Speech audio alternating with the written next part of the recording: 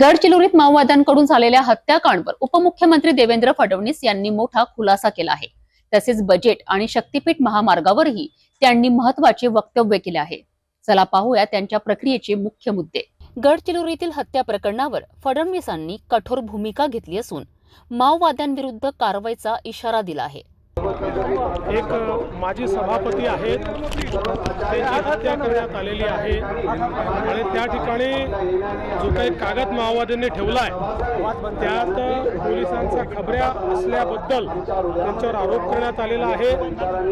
या संदर्भात पोलीस काम करतायत। साधारणपणे कोणी केलं असेल याचा अंदाज त्यातनं येतो आहे आणि निश्चितपणे त्यांच्यावर कारवाई ही केली जाईल। आज गडचिरोलीमध्ये एक प्रकारे माओवादी निराश झालेले आहेत, कारण सातत्याने माओवादी सरेंडर करतायत, जे सरेंडर करत नाहीत ते न्यूट्रलाइज होत आहेत। एक प्रकारे शेवटच्या घटका हा माओवाद मोजतोय, त्या निराशेतनं त्या फ्रस्ट्रेशनमधनं केलेली हत्या दिसते।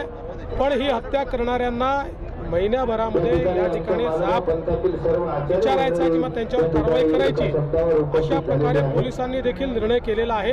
ही कारवाई होईल। तसेच बजेट बाबतही त्यांनी विरोधकांवर निशाणा साधला आहे। दरवर्षी अर्बन सेवेकरता निधी महाराष्ट्राला मिळतो। दरवर्षी मिळालेला हा निधी आहे। बुलेट ट्रेन करता फक्त कन्स्ट्रक्शनचा निधी मिळतो, त्यामुळे तो 4000 कोटी आहे। मला असं वाटतं की थोडं डोकं लावलं आणि समजून घेतलं तर या गोष्टी समजू शकतात, पण विरोधकांना तर समजायचे।